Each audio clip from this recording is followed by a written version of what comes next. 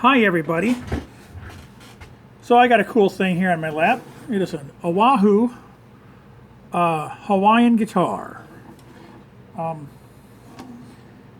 Oahu was based in Cleveland, Ohio, even though their name is mighty Hawaiian sounding, isn't it? It's the Oahu Publishing Company. And Hawaiian music was really popular like in the 1920s and 30s. And they built a lot of these cheap guitars. And I don't mean that as a club to be mean to this thing, but this is not an expensive guitar. It's a Hawaiian style. This bridge is actually made out of, I think that's cast aluminum. I'm not 100%. You know, I could have probably put a magnet on it to figure that out, but I didn't think to.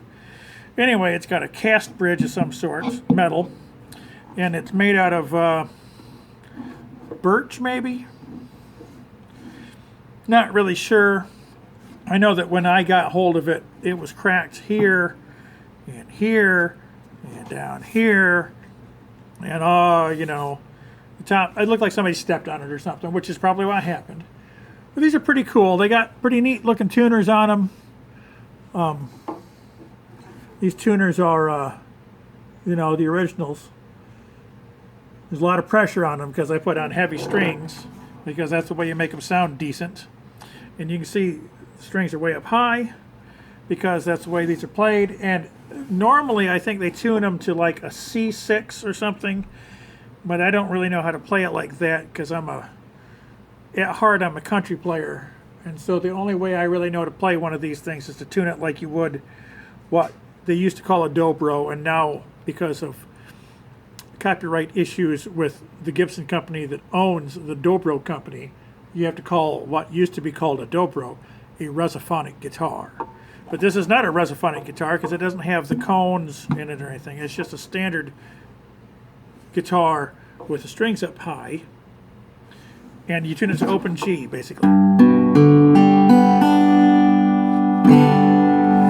And it's not an especially loud guitar, but it's kind of cool.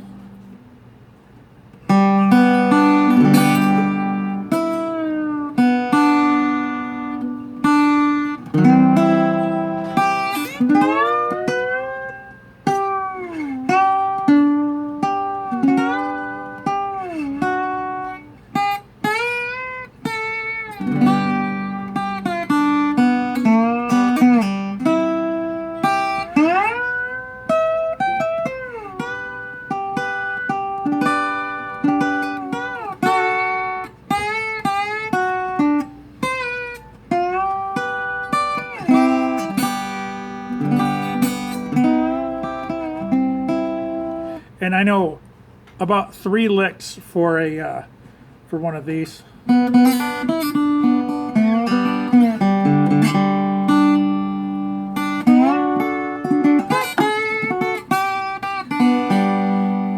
it with a slide or a steel.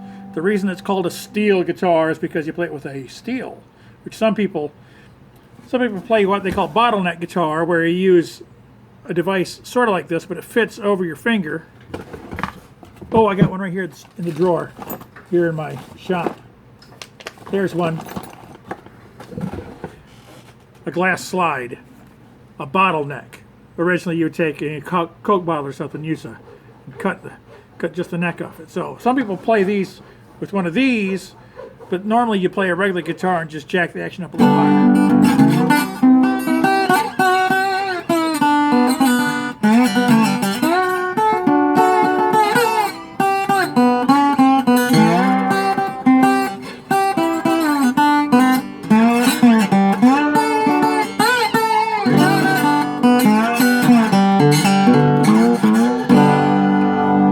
This is what's called a square neck. You'll see that the back of the neck is not conducive to playing it, you know, like a conventional, what is properly called a Spanish style guitar.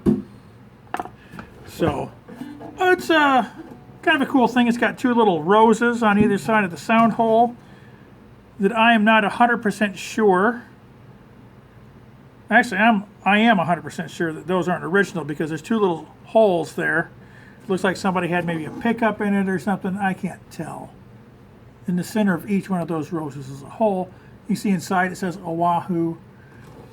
I touched up the paint around the rim today. I just used white enamel paint, which is, these were built to a very low price point. You might recall I did a video a couple of months ago about a Hawaiian guitar, a Kalamazoo KHG14, which is a cool guitar, and I converted that into a standard Spanish style guitar so you could play it by hand. A great sounding guitar.